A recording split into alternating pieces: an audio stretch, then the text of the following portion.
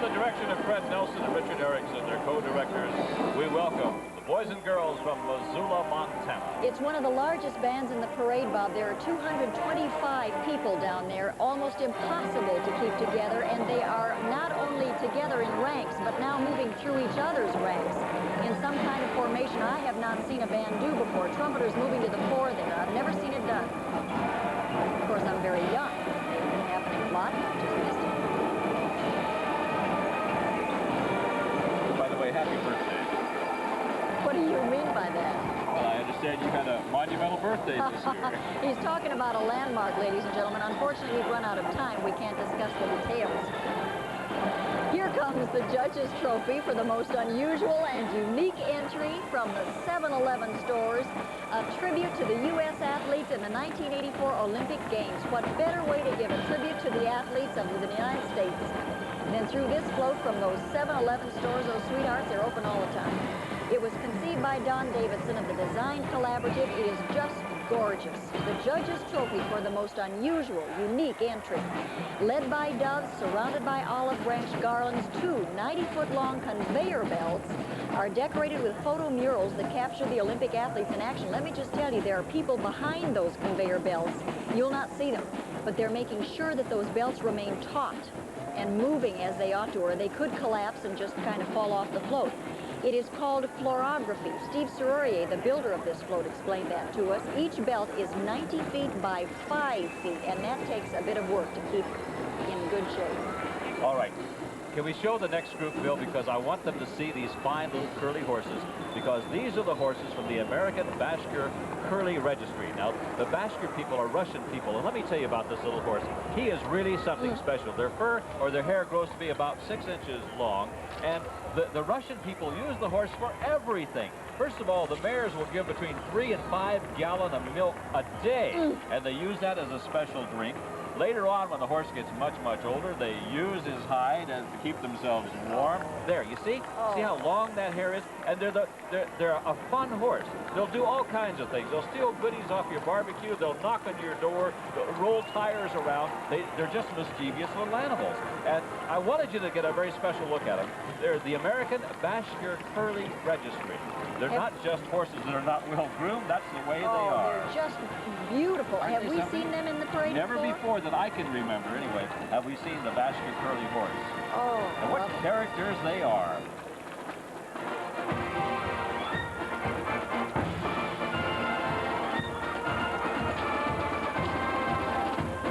Okay, now I want to be sure I get this right. This is Montebello. I lived there a year, and I love those folks. This is the Montebello High School from Montebello, California. They are the Mighty Oiler Band, so-called because the oil industry was very big in Montebello in the earlier days. 110 students. Its fourth appearance here. They are directed by Larry Corvelloni. And they've got some pretty prestigious alums, let me just tell you. People who've played with the Buddy Rich Band, Lawrence Welk, Woody Herman, Stan Kenton. Listen to them, in fact.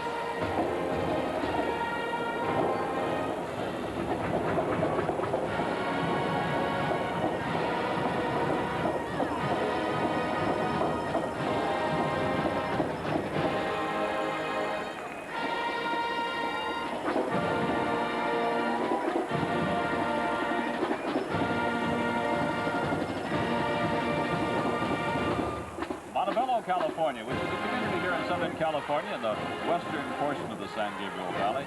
Fine community. They bring us a great band, too.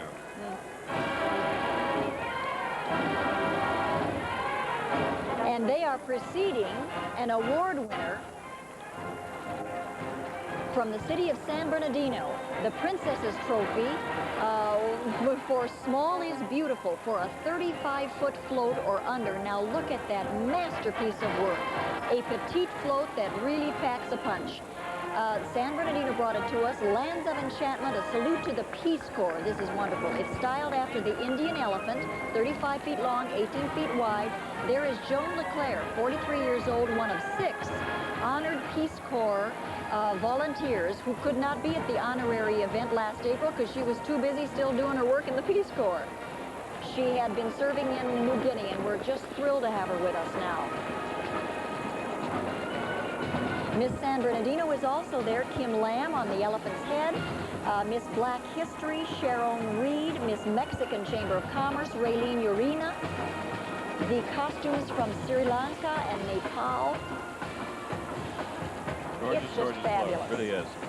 Well, this year, the city of Montebello's float symbolically depicts one of nature's wonders, the annual migration of ducks from their Canadian breeding grounds to Mexico, as Montebello salutes Ducks Unlimited. Now, Ducks Unlimited is a non-profit organization that works to preserve the lakes, ponds, and waterways along the waterfowl's migration routes, thus preserving their natural reproductive cycle.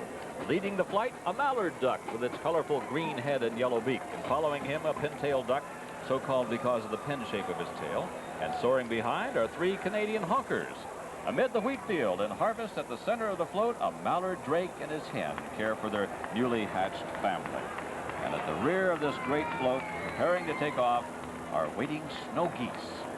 Now, there's the babies right there. All kinds of really nice things were done with this particular float. The breasts of the birds are all covered with white carnations, and they got the feathers from silver leaf and corn husk and eucalyptus leaves. And the beaks and the feet, well, they used grapefruit and tangerine rinds. Now, I want to be sure we're together here. Yes, we this are. is the IHOP float. Now, you here. remember that last year they had a little problem. They certainly did. And thanks to Don Bent's Float Infirmary, like the phoenix of ancient legend, Waffle has arisen from the ashes of last year's accidental fire. And he's back in the parade. But look how he's back.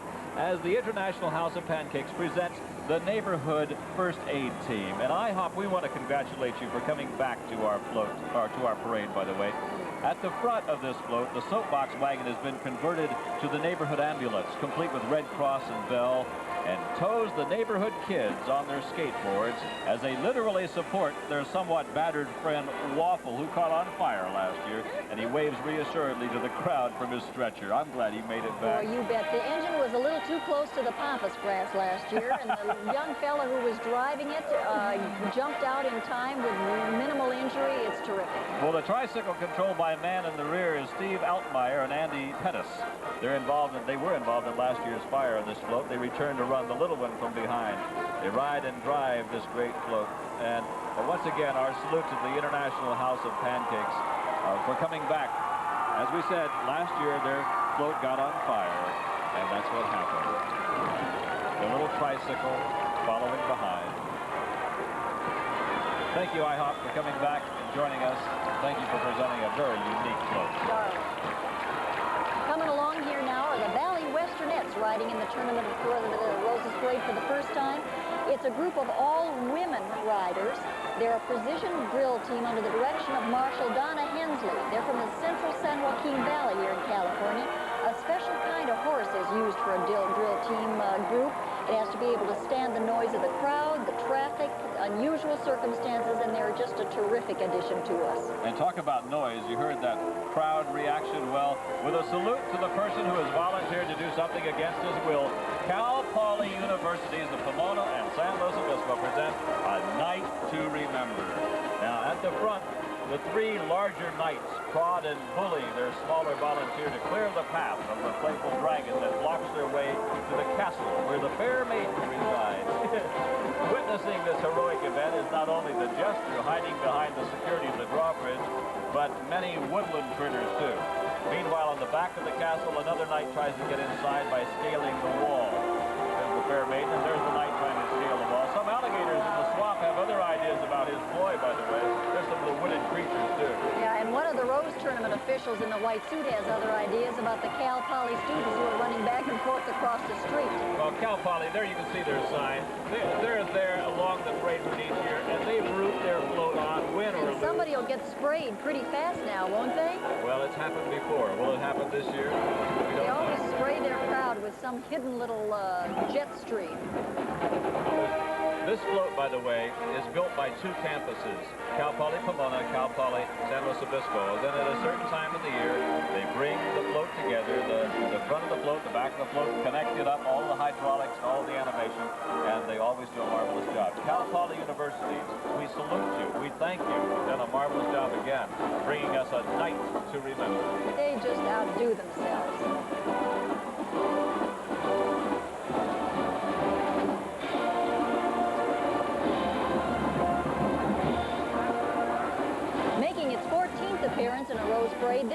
was organized to give recognition to accomplished high school musicians. It is the McDonald's All-American High School Band.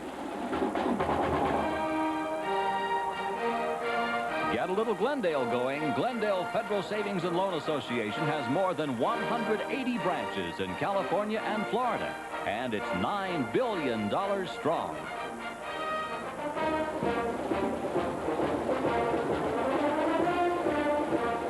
Bob Eubanks and Stephanie Edwards bringing you the 95th Tournament of Roses Parade on a beautiful Southern California day. Predicted high, 84 degrees. And you're watching and listening to the McDonald's All-American High School Band. There are 113 students, 2 musicians from each state in the District of Columbia, plus 1 student from each of the Virgin Islands and Puerto Rico.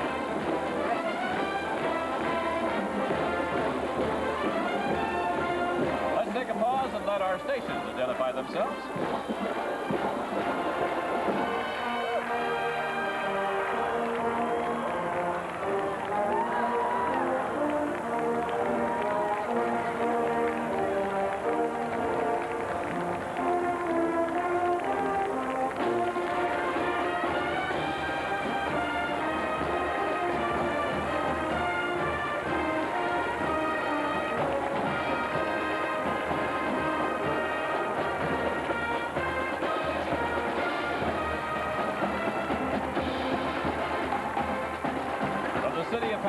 California, we welcome our network of stations throughout the world for the 95th Tournament of Roses Parade.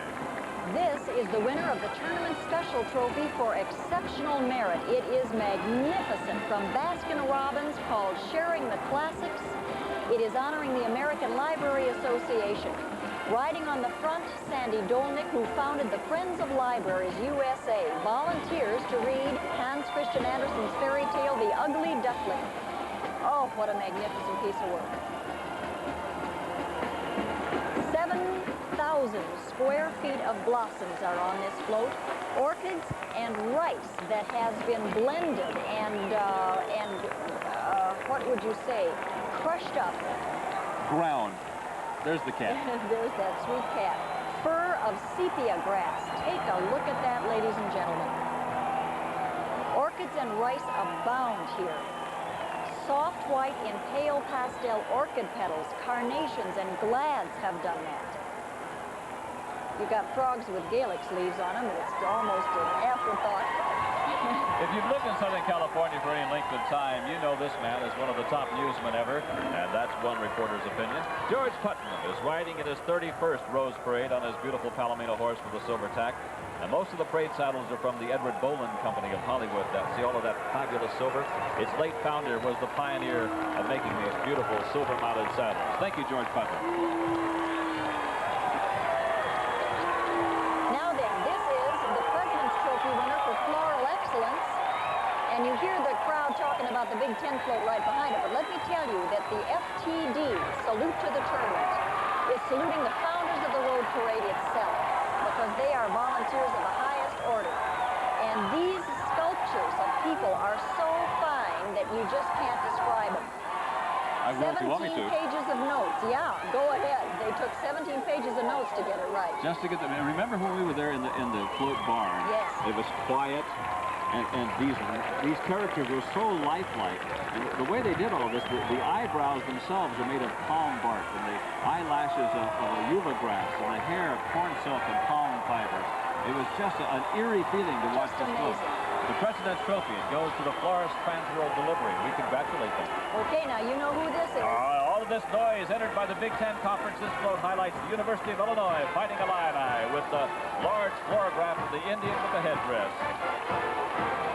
Surrounding the floragraphs are pennants representing the schools of the Big Ten.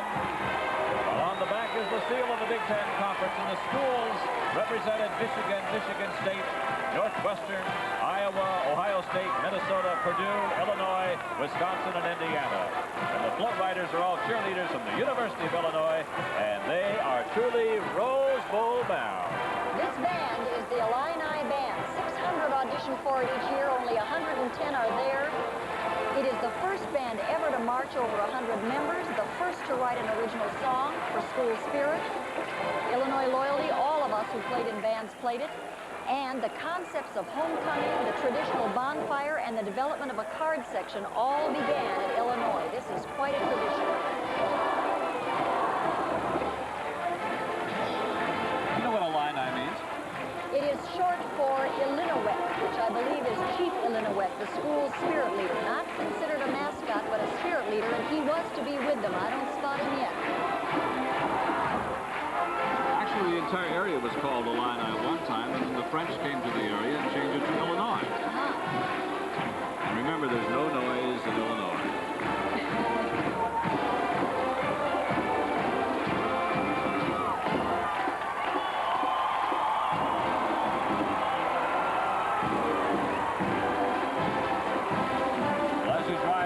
Southern California during the last 2 weeks, you see people from Illinois everywhere, waving their flags, the banners, the bumper stickers, and their participation, their enthusiasm has really made this a very special day here in Pasadena, and that will continue on to the Rose Bowl game later in the afternoon when they meet the UCLA Bruins.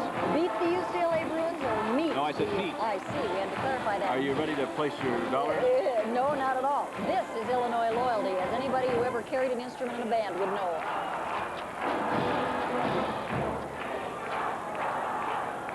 Welcome, the Illini. Gary Smith is the director. Gary Smith is a terrific bandsman.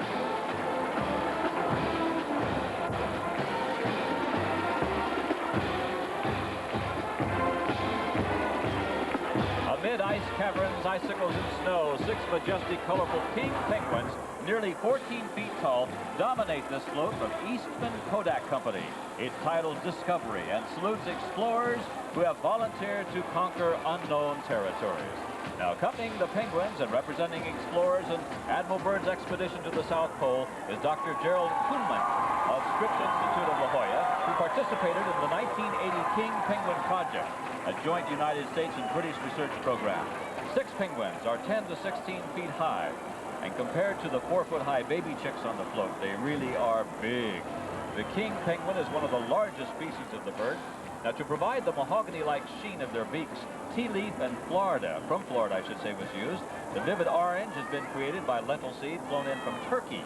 Instead of using pure white flowers, the landscape of ice and snow has been made by adding blue, purple, lavender, and magenta flowers to capture that cold feeling, and they did it, too. To create the effect of the deep magenta hue, purple-red cabbages are used, requiring a special technique for opening the cabbage to reveal its interior. You know how they incubate their eggs, don't you? How do they incubate their eggs? They hold them on their little footies. They do? Yep, it's a precious story, and it's the daddies who do it. We must move along. I can't bear it. Pioneer's Trophy for the best characterization of romance of California from the city of Glendale, the days of the Verdugos. An Hispanic scene to honor all the organizations and individuals who volunteer many hours to make Glendale's annual month-long fall celebration a success. It's called the Days of Verdugos, the name of this float. A reenactment of those times at the turn of the 19th century when Jose and Maria Verdugo would leave their rancho in a horse-drawn carriage for the annual fiesta. The carriage driver is Marilyn Orr, and I'm looking for whom else I want to mention to you here. Playing Maria Verdugo is the mayor of Glendale, Her Honor Ginger Bremberg, and the Miss Glendale of 1984, and her court are there. Terrific. The Pony Express riders are members of the National Pony Express Association. The purpose of this non-profit association is to establish a National Pony Express trail to be enjoyed by horseback riders to reaffirm the historical tradition of the American spirit. Now, the Pony Express was operated by the Overland Mail Company as a means of carrying out its contract to carry the U.S. mail from St. Louis, Missouri to Sacramento, California before the railway and telegraph. And it only lasted about, oh, I think 18 months at the very most, but it certainly did set a tradition, the Pony Express.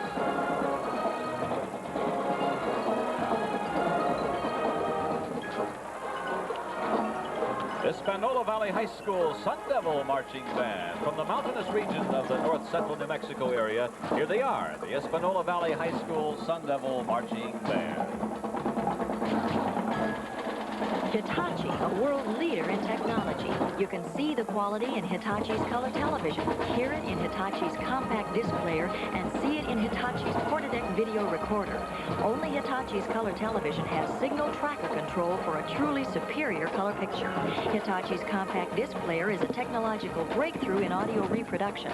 And Hitachi's Portadeck is the smallest, lightest, and most advanced VCR Hitachi has ever created. That's quality. That's Hitachi, a world leader in technology.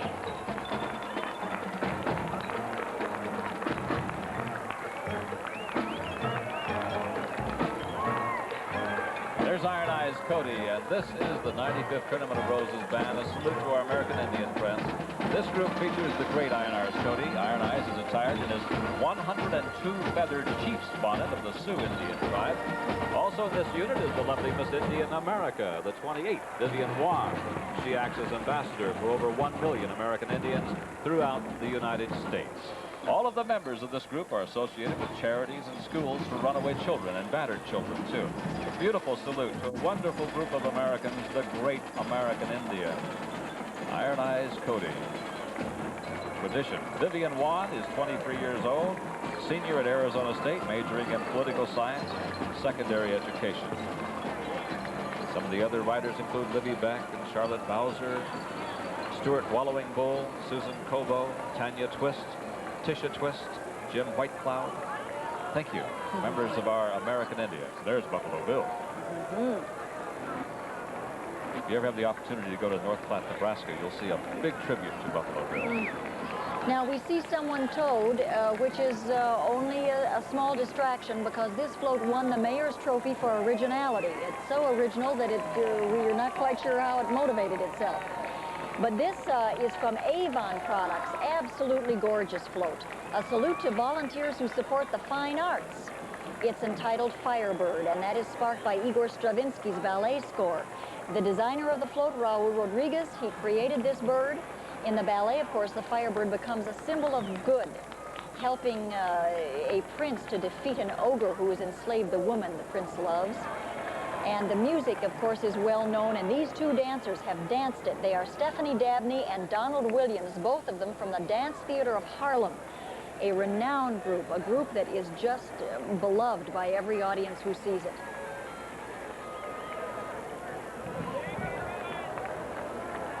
Lots of poinsettia used here, gladiola and strawflower petals, 20,000 oncidium orchids, dendrobium orchids, and bird of paradise florets there. Cattleya orchids, carnations, vanda orchids. The wing feathers are red and orange anthuriums that you've seen just go by there. Pink carnations on the underside. Don Anderson, Fiesta Floats, Raul Rodriguez, all of the people there.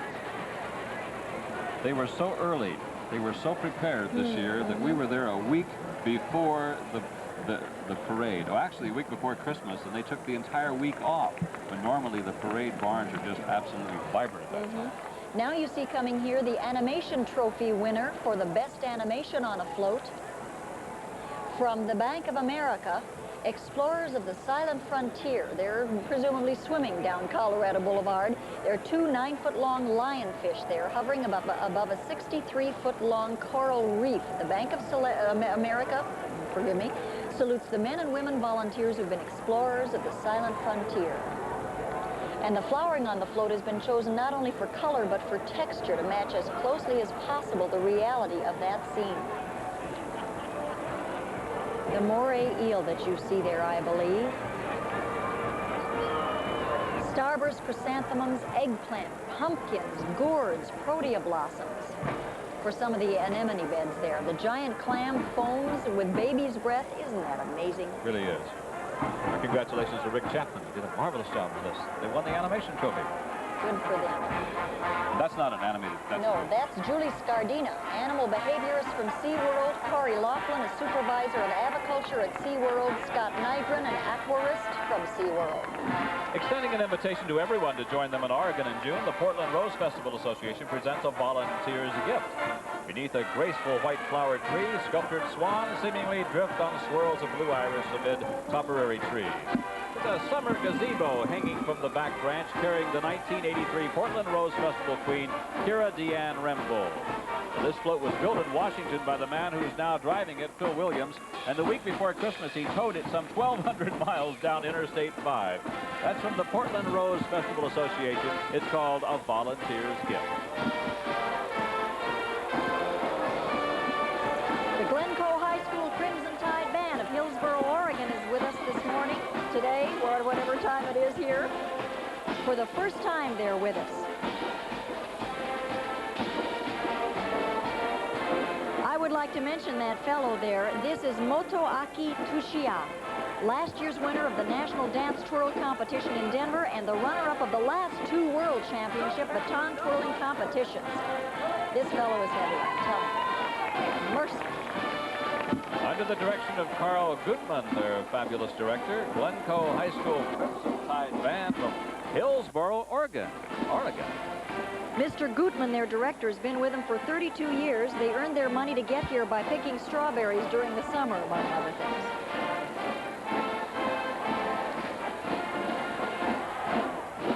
The 95th Tournament of Roses Parade, 5.5 miles long, traveling down Colorado Boulevard.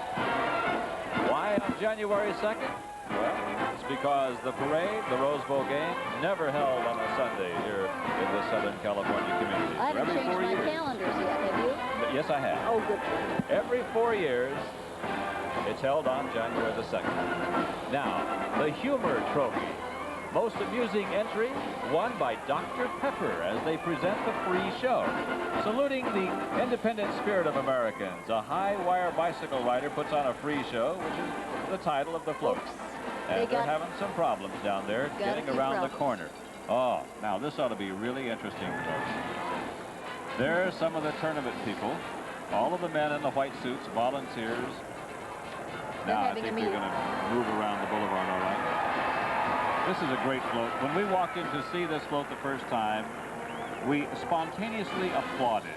18 spectators seated on these chairs, folding chairs, watch the high wire act. And beneath him, the safety net tries to catch up. At the front, 2 linemen try to catch the daredevil, while on the back telephone pole, a Keystone Cop-like figure vainly tries to capture him. It's just a great float. At the rear of the float, 2 children and a balloon vendor, while on the far side, at the back, is a popcorn salesman. Look at this. The float is almost entirely mechanical. The bicycle is balanced on the high wire using gravitational principles. There's a 100-pound weight on each end of the pole the bicyclist is carrying, and the center of gravity is 8 feet below the rider and the wire. That's what keeps it from tipping over. The bicyclist is Tony Smegoff, and the jugglers are Roy John, Nathan Stein, and Albie Selznick.